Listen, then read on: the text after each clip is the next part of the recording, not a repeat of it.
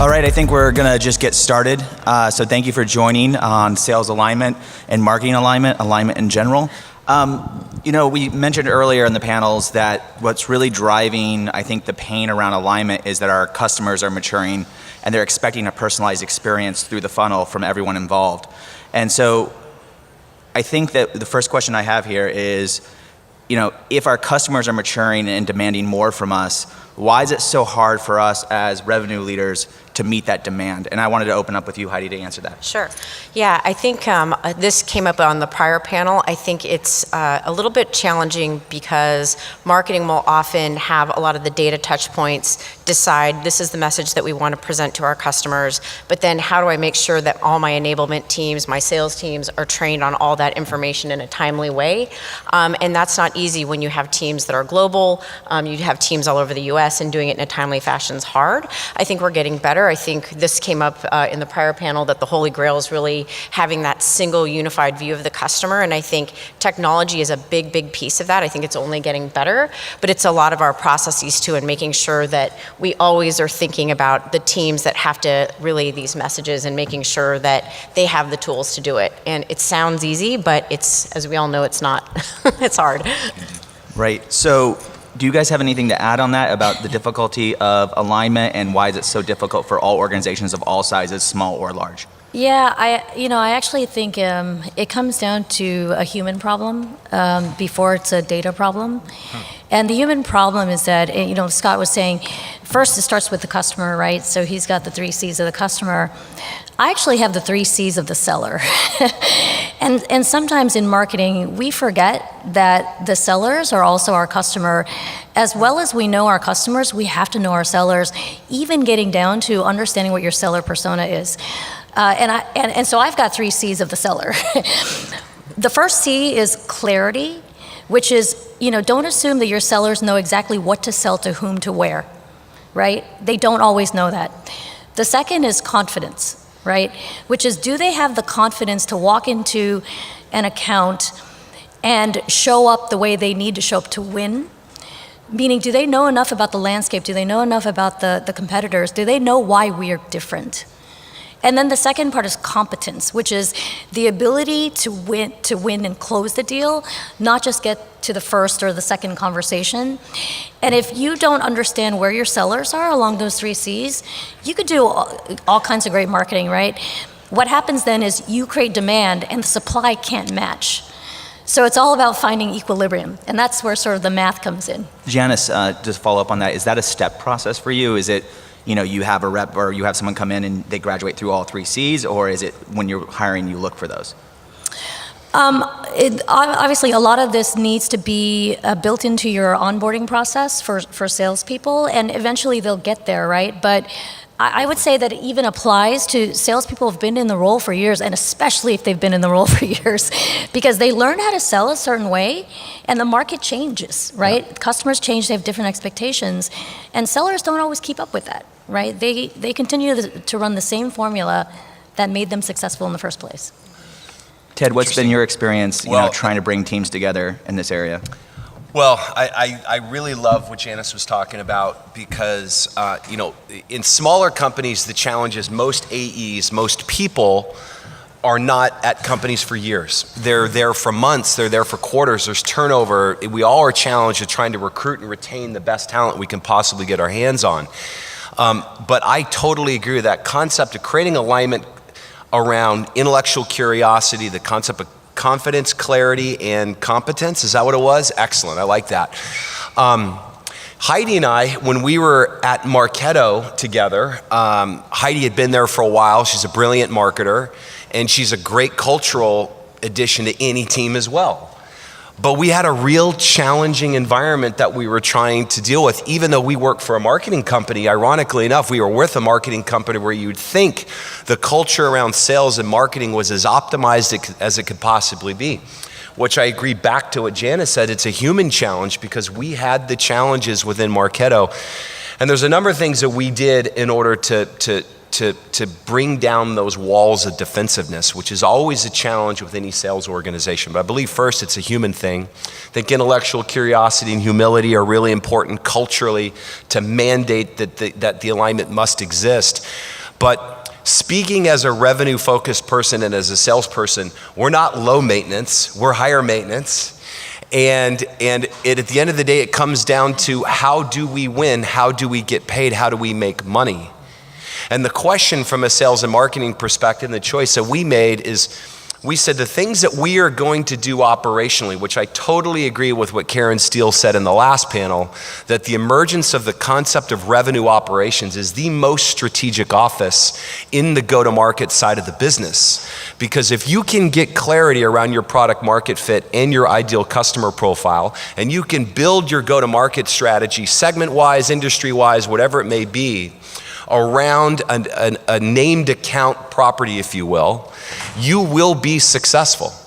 As long as the execution is in place on the sales side, if you have that clarity, competence, and confidence, if you can onboard people, if you can train people and optimize people and bring people in, not only in high turnover environments or high growth environments where everybody is new. Yeah. And I think that alignment around the message and around the culture and consistently messaging that in all hands contexts, in individual contexts, and making that leadership agenda a part of the culture, I think is a big thing. Yeah, that's, Can I add one thing? Yeah, really quick? absolutely. I think a big message I'd have to marketers too is just you have to be, rather than even talking about alignment, I like talking about coordination, because alignment sort of implies we meet once a quarter and then we're done.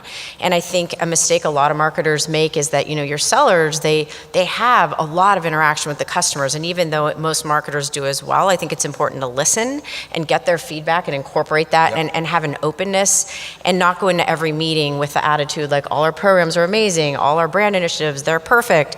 I think if you go in, as Ted said, with a little humility and say, hey, this program was great, we saw wonderful success, but this other one, maybe not so much. And I think if you can have that sort of ability to be a little bit more humble, I feel like there's just a more willingness to work together and have better coordination across the board. Yeah, I totally agree. When we do market research at Go Nimbly on behalf of our customers, what we often hear from their customers is alignment is an internal term only used when you're making the sausage, right? When you're doing the thing. And what they want is coordination, they want collaboration, they want to feel, they don't care if you're part of the marketing team or the sales team, they want to talk to who they want to talk to, they want to interact with the brand for all that. So one of the things that we have to do is we go into organizations and go, okay, usually we're brought in because someone says, hey, can RevOps fix alignment? The answer is, that's on the journey to some bigger thing for us. And I wrote a blog post about collaboration, which you just mentioned. But one of the things that I test companies with is this idea, can everyone on your team across your different business units on go-to-market, can they talk internally and externally about the strategy that you have and how far off is that? And so that's my mechanism of going in and sort of taking the temperature of alignment. Janice, I was wondering, how do you actually take the temperature of alignment? Well, with all this talk around customer experience, if your company really is about the customer, it starts with customer metrics, to be honest with you. And there are lots of companies that haven't quite figured that out yet, and they're just beginning their journey. And so I think it does start with first the business strategy, and how do you measure the business strategy? Oftentimes it's bookings, right? It's new customers. Nowadays, it's more customer experience, whatever that metric may be. But it starts there, and when you look at, then you ladder down to each of the functions, sales, marketing, product support. There are metrics that can actually sort of ladder up to those big company metrics. But I would say what happens sometimes is those metrics are viewed as very siloed, meaning everybody declares victory when they meet their own functional metric. Yes. But those metrics they shouldn't be seen as metrics. They're just signals. I love that. They're just I signals. talk about them as being momentum signals, momentum KPIs. For us, it's always revenue should be the key thing. Right. are the teams aligned on that revenue, and are they delivering for the Right. customer? Anyone else want to jump in on that and have anything to add? Sure, Heidi. Yeah, I think it's always interesting to get a sense of talking to your customer first and sort of getting their perception. What do you think our company is about? How do you think we do? How do you feel the marketing and sales experience was for you? And it's interesting when you start to get a consistent answer there, at least you feel like, okay, we're doing well with our message and our brand. But specifically around alignment, I think it's always interesting to see if marketing and sales can both talk to a really powerful customer story. Do they both have shared goals? I mean, I think one thing that's come up, I actually do have a revenue number, and I think it's good. I did at Marketo as well. Some people have an aversion to that, but I think what's nice is we're both on the same page, and I don't go into a meeting saying, oh, we were at an event, this XYZ was amazing, or I have a certain MQL or MQA number. It's like, hey, we both have a pipeline number, we're hitting it or we're not. How can we make sure that that's working and is successful? So I think, kind of having those shared metrics does help as from a goal perspective, because I think when I see a lot of tension at companies that I go into, it's when marketing and sales don't really have a shared set of goals. And there will be differences, but some of them I think should be the same. I know that we're talking a lot about sales and marketing alignment. That's kind of the headline. But in my opinion, it's marketing, sales, and customer success being part of the revenue team. Ted, what's your experience with moving the customer success team into part of the revenue funnel and making them accountable? Well, it is the revenue funnel. We're all trying to eliminate the leaky bucket challenge that we have at optimizing the customer journey. I'm a big fan. I think the concept of lining marketing and sales and customer success and the customer journey, the customer engagement life cycle, and understanding where the handoffs and where the optimization trigger points are throughout that journey. This is one thing that I learned at SAP, where SAP was amazing at it. And by the way, most big companies are, because they're in not a net new logo acquisition mode like many companies. They're in a cross-sell and upsell and retain customer mindset. And it's interesting, when you're at smaller companies, demand gen and the institution of demand gen is king or queen, depending upon how you look at it. At larger companies, the marketing role is more focused on field events, analyst relations, and content. And that's great, by the way, because it's a different content. Putting the right content in the right context in front of the right people at the right time to drive conversion is this industry. It is the industry. We're just all in the conversion business. But I feel like that alignment helps, creating alignment across all those functions, focused on a host-based mentality, just like I say, Heidi's gonna laugh, but this host-based mentality that you enjoy at your favorite restaurant. When you go into the best restaurant, they know you by name, they greet you, they host you, they bring you in, just like if you're hosting friends and family at your home. That host-based mentality, not only of your employees and your people, but of your customers, and creating that sense, not only from the point of being educated or nurtured on the front end, on the top of the funnel, but on the back end as people are contemplating renewal, optimization, best practices and adoption, and then of course the revenue to drive cross-sell and upsell. That customer engagement lifecycle and a host-based mentality, I feel like, is extremely effective. So every one of these panels I do, what's interesting is, B2B's kind of trying to take on some B2C things and really personalize to the buyer. And I think that's important through our research. It can increase your revenue about 26%, and that's really powerful. And all the leaders in these organizations agree with that. Why do you think at the executional level that starts to break down and really where that's alignment starts to fall apart? Because so much of the job is so tactical. How do you bring that, that idea that you are a host? I mean, when you're sitting someone at your favorite restaurant, you kind of have a single job and that's all you're trying to do, and that strategy is always very apparent to you. The customer's in your face all the time. So how do you actually build that at an executional level? And maybe you can start. Sure. I think it all goes back to how people are incentivized. I think you can tell people, this is what's important, this is what you need to do, but hey, if you're paid a particular way, guess what? That's the behavior you're gonna see. We can all disagree or not like it, but that's just from years of doing this, that's what I see. So if you want to see a particular behavior, incentivize people on that. So if we all wanna have a host mentality, and I think I'm actually seeing seeing more of B2B and B2C come together. It's like a lot of us here like human to human. Well, people in B2B are still human. We're all human. We don't want to, buy something where it's like robot speak or, this particular feature. You want to feel good about that product or service. You want to feel engaged. You want to feel like that's a good decision. In some cases, B2B has a lot more risk. It's not. Yeah, people are putting their careers on the line. That's sometimes. right. That's right. You're buying sometimes $1 million piece of infrastructure. Like, you better feel good about it. So I think it really goes back to, if you want good alignment across your revenue organization, including CX, I think, RevOps, as Karen talked about, I think it's the future. I think that's a huge, huge thing that will help. It's the glue that's going to put all those pieces together. But on the process and people side, you have to incentivize people the way you want them to behave. And that's why I also like the idea of a revenue ops leader and somebody that really starts to think about those pieces together versus, I'm in marketing, we do these things, I'm in sales, we do these things, and customer success is in Minnesota somewhere and they do their things.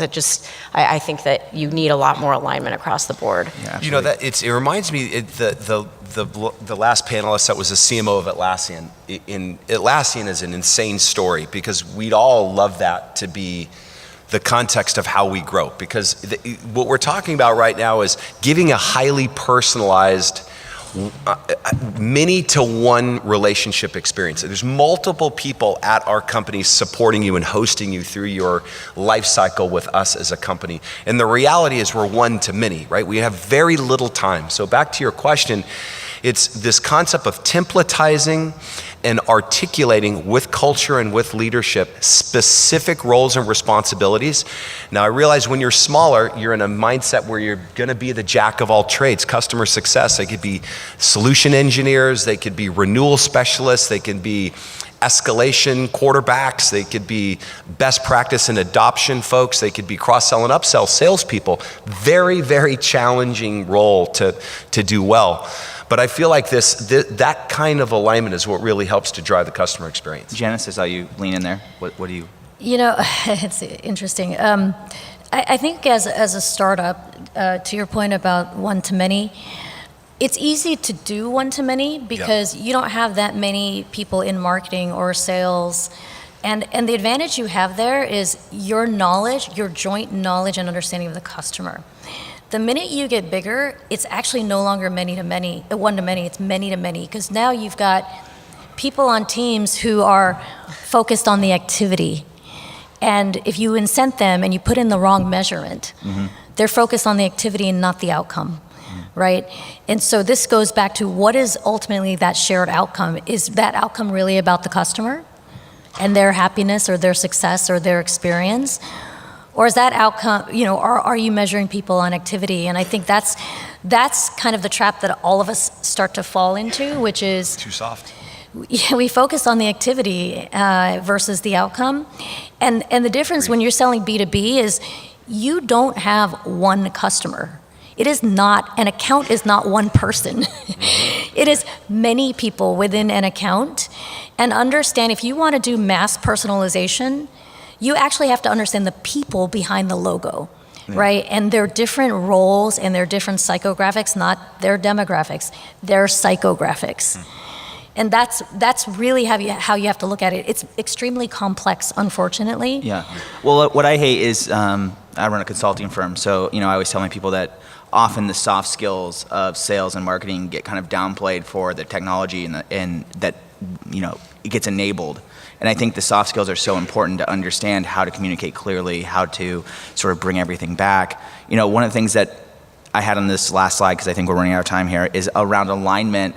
And what alignment actually means is an agreement between two parties. And I think we all clearly articulated that it should be one party. It shouldn't be all these agreement and handshakes that are happening. And we've talked about successful companies. And so you have this successful company, you mentioned the one you come from, and alignment, success kind of hides alignment issues sometimes. Sometimes the most successful companies, or you're growing by your numbers, you're still not really aligned, and the teams are going to work every day, maybe not liking their job or feeling adversarial. And so what does good and bad alignment look like? Because we're forced to work together. So I think the last question is kind of a cautionary tale of when is something good and when is something bad? Because obviously marketing is going to hand stuff to sales, sales is going to work on it, customer success is going to get it. That's what's going to happen. But what does that alignment actually look like, good or bad? Yeah, I think for me, you start to see bad when you need to scale or you need to start to grow internationally. I think when you have early success and it's kind of like, hey, things are going great, everyone says success is the best deodorant. It's true. But I think the minute you try to kind of like replicate at a higher level, like you might have early sellers that are they're kind of rock stars, but as you start to add 10, can you make them all successful? Can you make those marketing people successful? Can you scale that operation? I feel like that's when it really starts to kind of test your ability. So I think having, like I said, those shared goals, like I think having a plan of record where it's very clear, here's what sales is driving, here's what marketing is driving, having maybe a shared customer metric that I really love that point, because that's why we're all here in business, and making that clear up front and just making sure that you have those good ways to kind of keep those relationships. And culture is a big part of it. We didn't talk about that, but to me, the minute you see something that you don't like, where maybe there's a marketing and sales interaction that isn't great, like shut it down. I mean, on my team, I'm like, look, our number one customer is who we sell to, and it's our internal sales team. Like, guess what? That's our job, and we have to make sure that is super successful. So I think, again, kind of those goals, having that process in place, and also just culturally keeping your eye on that. Yeah, any other takes on that? I'm going to say something controversial. Yeah. I actually don't think it should be about alignment. I actually think it should be about trust. Because alignment suggests that, whatever it is that you're doing is aligned to what the other person is doing. And you're never going to achieve that fully. What you need to work on achieving is trust. And that means that gives salespeople room to try things and get them wrong. It gives marketing people room to try things and get them wrong. But if you trust each other, it doesn't matter, right? You trust that eventually you're both going to get it right at some point, and the formula continues to change. And alignment just suggests a very static state of operating, right? Like a contract between the two, and Correct. It's like, well, did you break your side or did I break my side? Oh, it looks like I Yeah. won this time, right? I think you just have to earn trust and know that you have each other's back, and you'll figure it out eventually. Yeah. I don't, to say controversial, because I don't disagree with that, but I don't see what's so bad about the word alignment. I think alignment's great. And I know you weren't saying that necessarily, but to me, it comes down to you're making the number or not. And when you have bad alignment. Bad alignment, bad culture, you feel it, you know it. It's a personal thing. It's not a science, it's an art. It's a great question, by the way, but I can't articulate scientifically what is good and bad alignment. We all know when it happens. However, what I would say is, even though I love what Heidi said in that marketing's role or responsibility or vision is to support who they're selling to the most, which is salespeople. Actually, they're selling to customers. And what drives conversion is what matters. We're all selling together. And over time, you can get trust for sure, but trust, man, it's always hard, right? I mean, a new person comes in, especially to Heidi's point, in a scaled out company with a lot of people. Like, I trust that guy, and the guy, and then you don't make the number, and who trusts who? So I feel like this concept of proper planning around operational clarity helps to drive the best culture, because then when we're all on the same page, when we make the menu together, marketing, sales, product market fit, ideal customer profile, when we're aligned and trust each other around what we're going to do, then it's about execution. And I feel like that culture, which is amazing and is the best thing imaginable, we all want to work for a great culture and have fun, for God's sake. But success and alignment and people, rowing in the same direction, whatever your sport of choice is, helps to improve and optimize that culture, I feel like. But Yeah, I feel, for me personally, bad alignment, I can always tell when it's happening. Yes. Because no one can agree who knows customer best in the way that they don't have a shared common idea of who the customer Right. is. So marketing feels vindicated. Well, you don't really know our customer. You don't know who we're after. Sales says, oh, you're not talking to the person on the phone. Totally. You don't really know what they think about the product. And customer success is going, our product is horrible. And all these things that kind of happen internally within the organization. And we can't upsell because there might be a churn risk, and, trying to give them the confidence to upsell in those examples. So I think it's really important to start with, who do we sell to, and get common alignment around that as a contractual point versus MQL to SQL handoff or any of these kind of vanity metrics that don't really drive change, because then everything else can be flexible underneath that. I wanted to thank you guys so much for joining, and this was awesome. Thank you to TiEcon. Round of applause for our panel, please. Thank you so much. Are you guys going to let us ask at least one question? Sure. Sessions after sessions are happening, and we come from another states here, so at least thank you for the opportunity here. Where does the business development and outreach fits in there? Business development and outreach. We're talking about sales, we're talking about marketing, and that avenue, which takes time to reach to that point where the revenue is coming. Yeah. Well I mean, you do require to build the trust before you cut the sales. Thank you. What was the question? Did you guys get? The role of Business development and outreach. business And development outreach. outreach before you have the revenue. How do you align that to revenue, I think is the question. Yeah, I'll try with that. I think in a lot of cases, it goes back to my earlier point. I think it's having clear objectives and goals for people. So in a lot of cases, business development, in my experience, to be successful, they need support from marketing, right? You need materials. You need to understand the customer. People have to be trained on that. You need certain assets. So when you go to work with other companies, you can be successful. But in a lot of cases, when I've seen it doesn't work is it's not necessarily, marketing's not gold around that, or that's not been clearly agreed upon up front.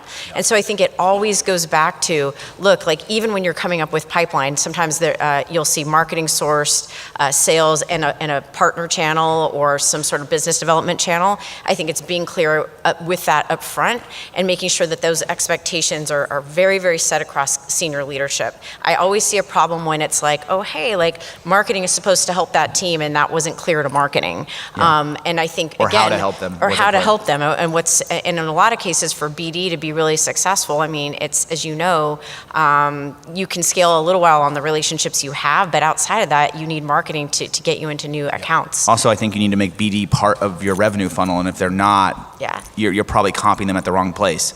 And so they have no incentive to be part of the revenue funnel, and thus they won't grow the revenue funnel successfully. Anything else, guys? Anything? All right, thank you guys so much.